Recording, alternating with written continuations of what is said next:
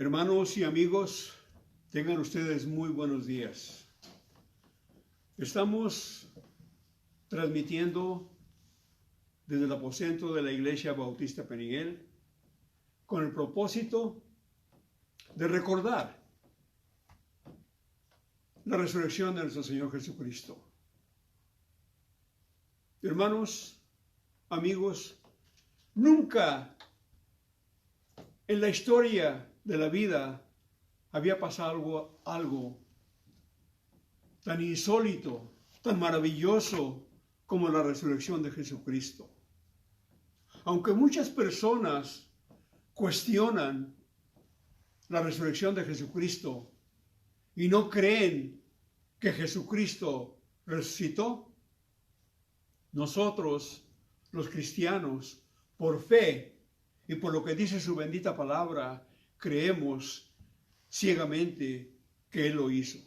Nunca en la historia de la humanidad se va a volver a ver y apreciar otro evento como este. En los evangelios, los 4 evangelios narran la resurrección de Jesucristo. En el Evangelio de San Mateo, en el capítulo 28, tiene 20 versículos.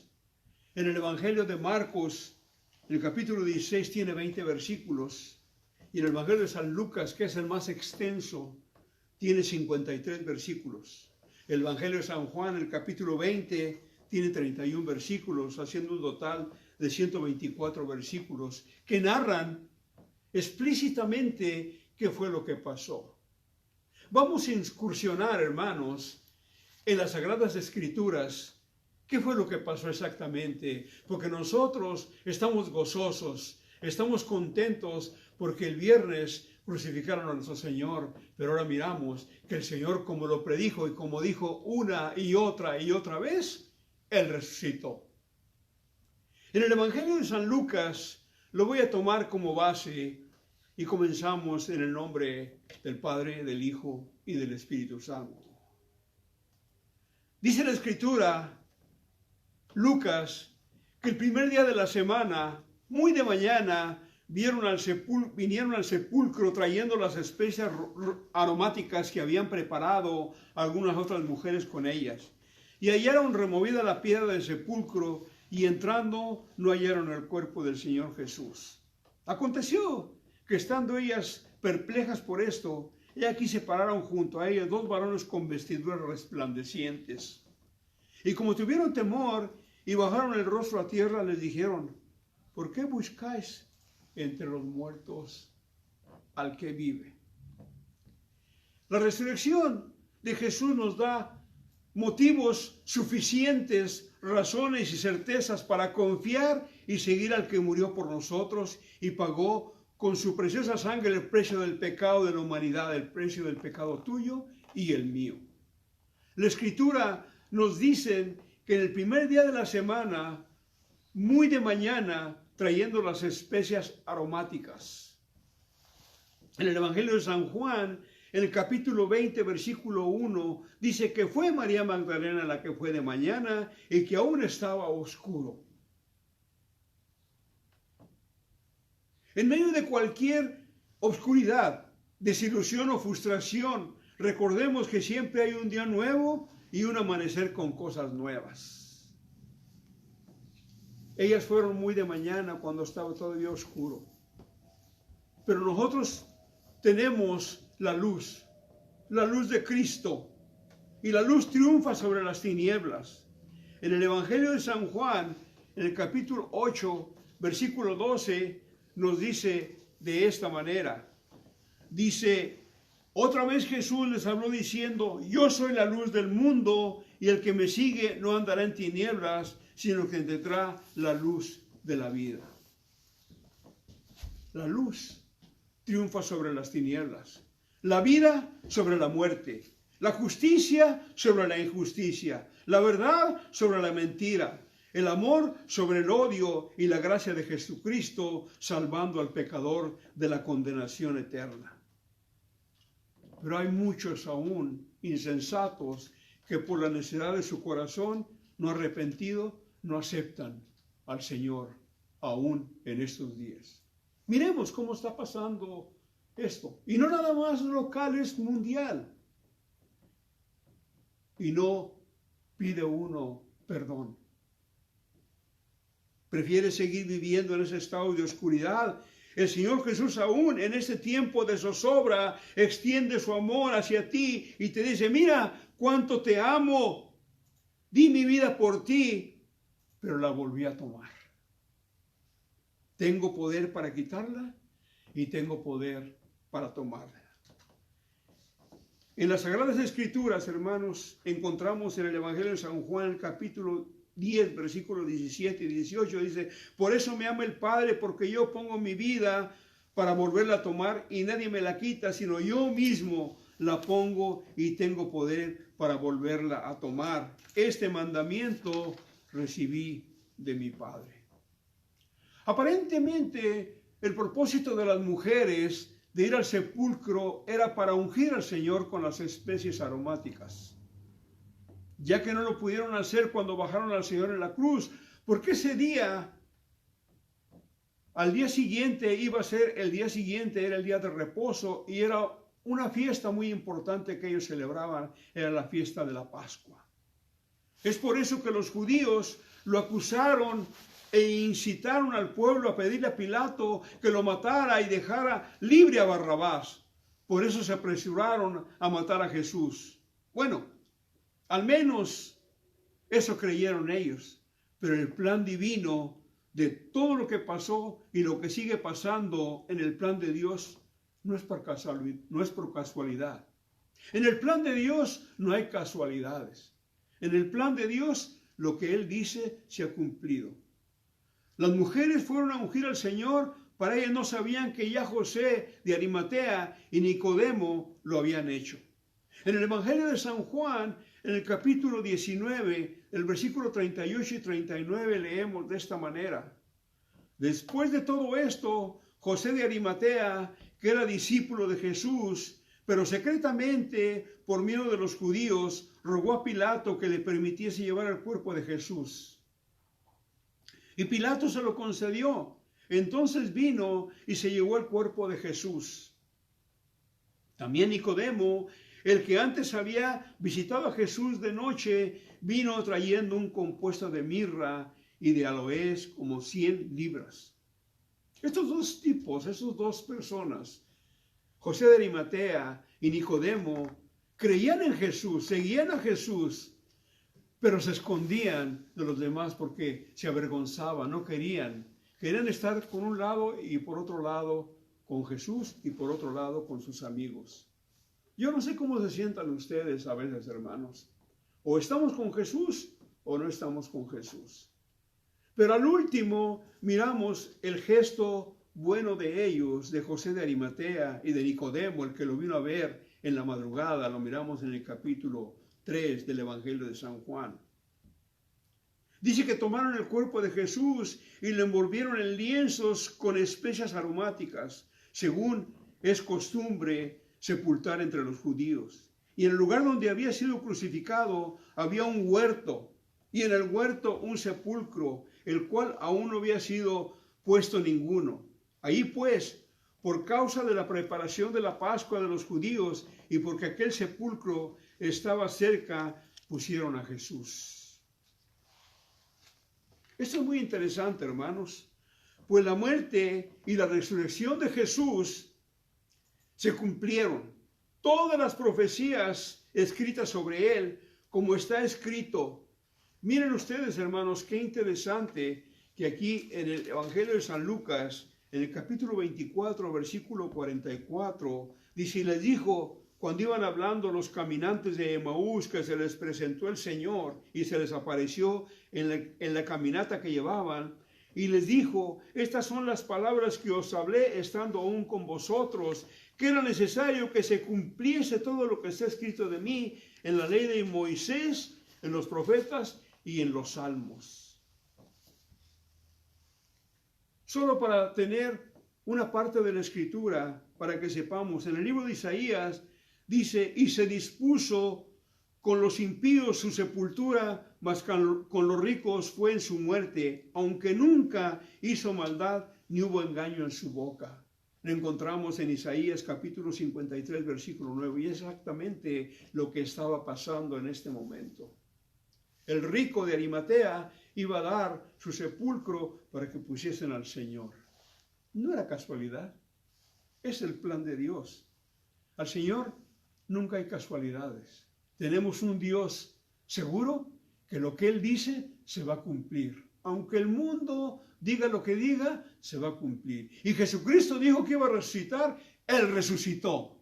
Y si Él dice que va a estar con nosotros, Él va a estar con nosotros. Para sorpresa de María Magdalena, la piedra que cubría la entrada había sido removida. Dice en el Evangelio de San Marcos, en el capítulo 16, versículo 4, y la piedra era muy grande. Ella se fue corriendo a ver a Simón Pedro y a otro discípulo y le dijo, han llevado del sepulcro al Señor, no sabemos dónde lo han puesto. Y en el Evangelio de San Juan, el capítulo 20, versículo 2, ambos discípulos fueron corriendo al sepulcro, pero un discípulo corría más que el otro. Los que han leído la palabra de Dios podemos saber por lógica quién era. Pedro ya estaba como su pastor. Y Juan estaba más joven, como el hermano Eleazar. Vamos corriendo los dos, pero el hermano Eleazar corre más rápido que Pedro. Eso es lo que pasó. ¿Qué fue lo que vieron? Al entrar, Pedro vio las vendas y el sudario que había cubierto la cabeza de Jesús. El sudario aparece cuidadosamente en un lugar aparte. No se trataba de un robo humano. El otro discípulo llegó primero y entró después. Vio y creyó.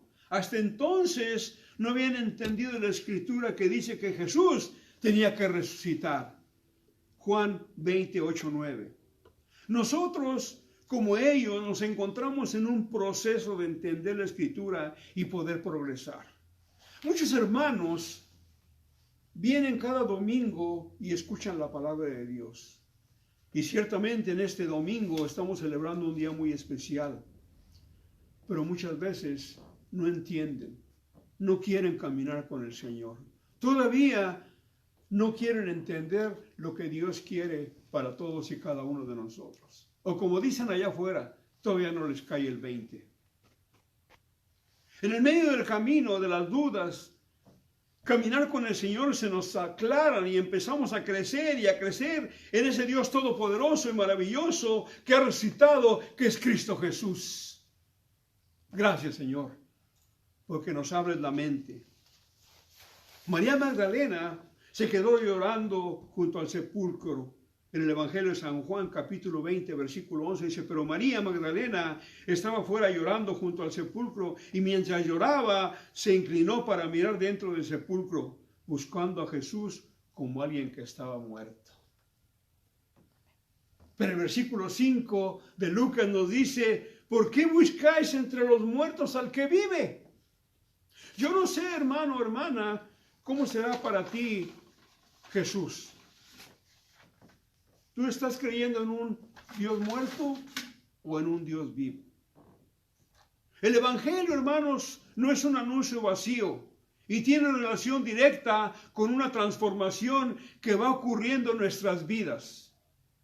El caminar del Evangelio, el caminar con Jesús, es un crecimiento de todos los días, una comunión de todos los días. El creer es un proceso de desarrollo que Jesús nos invita a tomar y a formar parte de ese proceso donde nos cuestiona, nos consuela, nos anima y nos acompaña.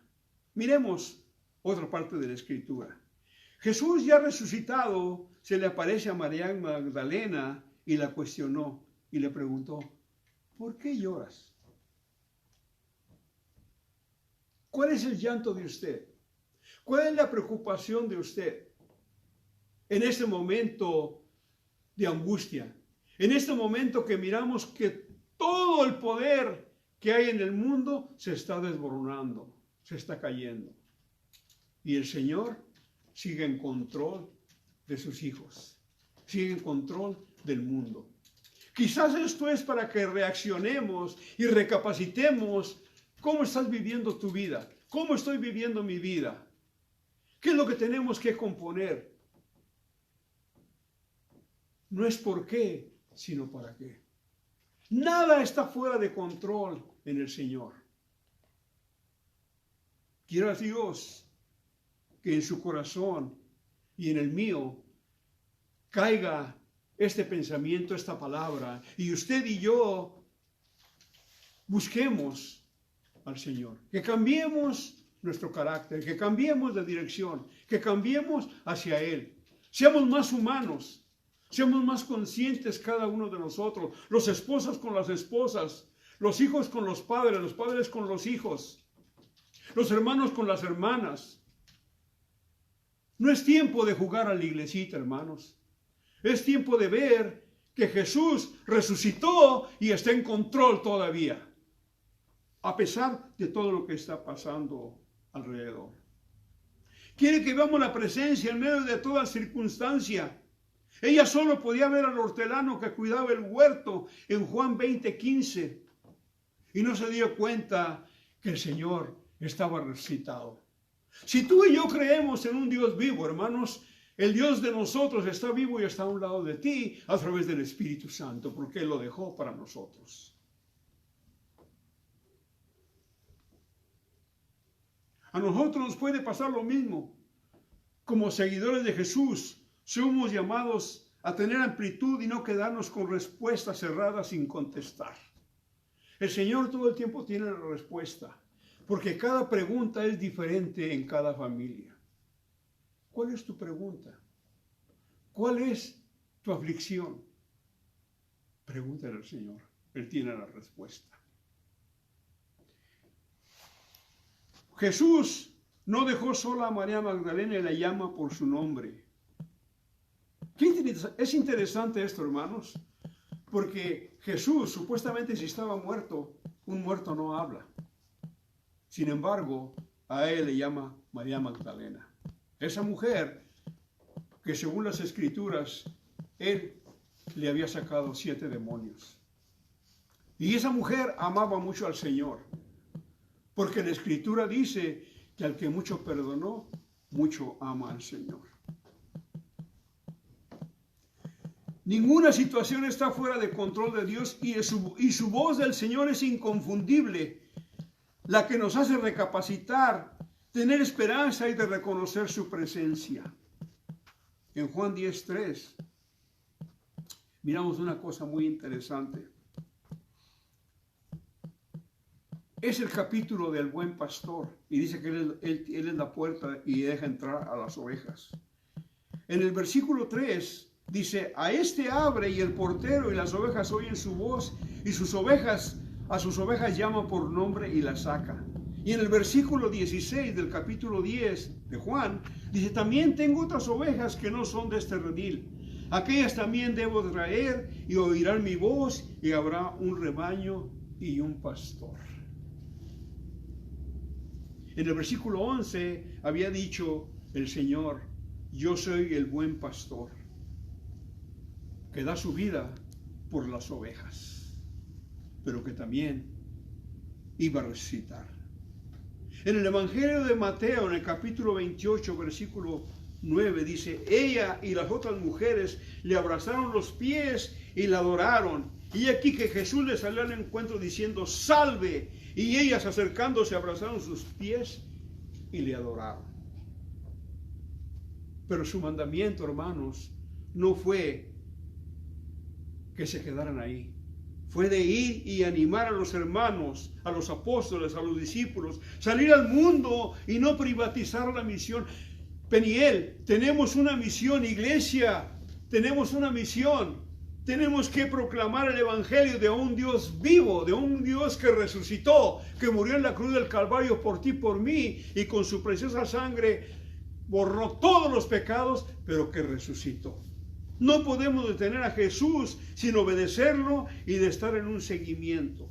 Somos llamados cada día a vivir una vida, una experiencia con el Señor y no de quedarnos atorados en el ayer. Experimentar la resurrección de Jesucristo es seguirle espiritualmente, viviendo sus palabras, llevando cada uno de sus mandamientos, obedecerlo.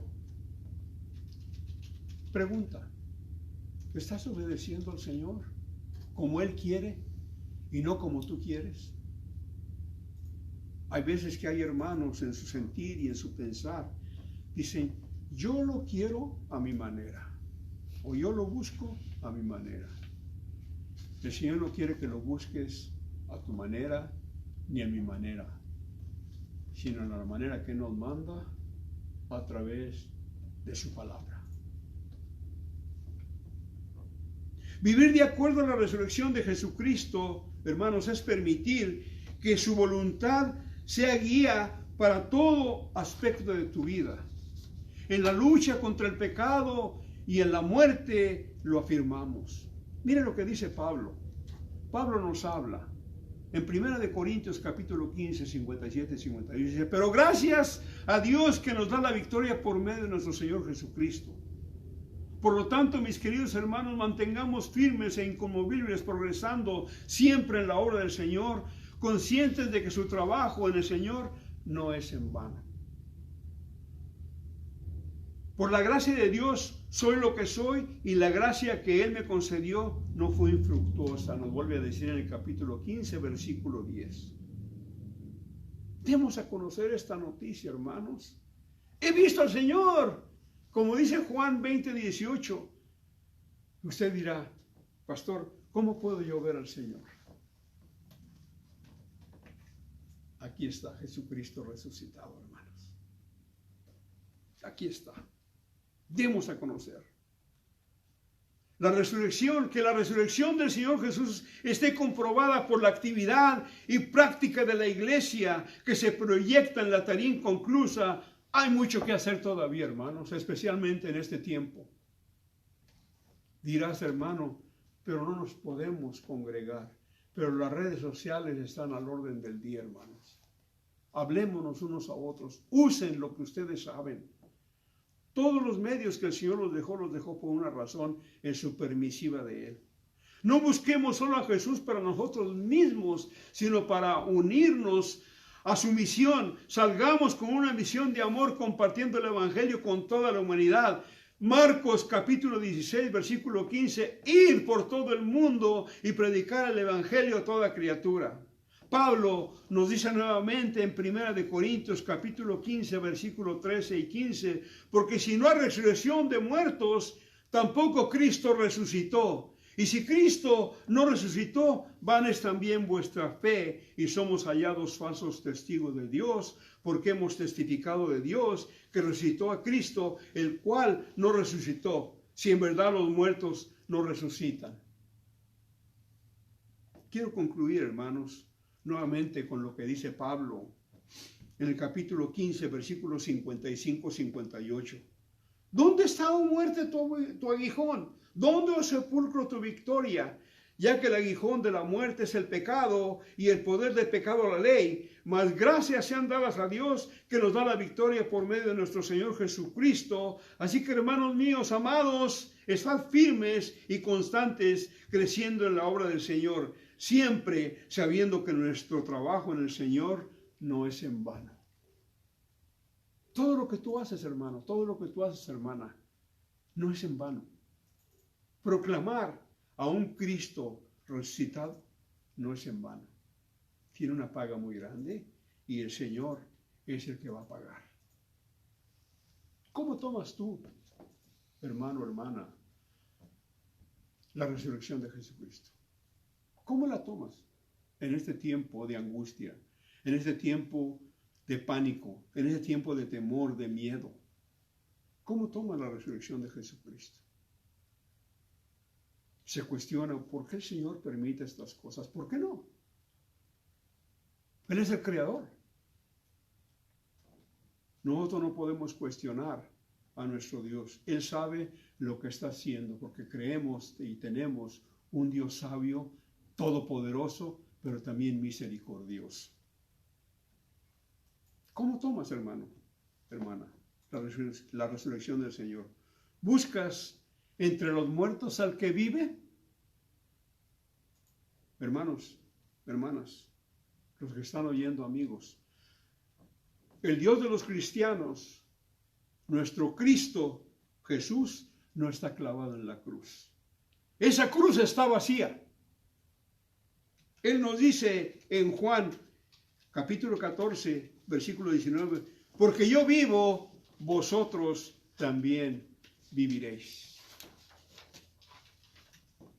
Quiero terminar, hermanos, con un pensamiento que me agradó mucho de una hermana, amiga, de una compañía de las que yo sirvo, que ella es la de recursos humanos. Uno de estos días me lo mandó en inglés y yo lo traduje en español, pero con el permiso de ella, y yo le hice algunas añadiduras y le pedí permiso a ella, le hablé y me dijo que estaba bien. Este no es pensamiento mío, pero el Espíritu Santo a cada uno le da como Él quiere.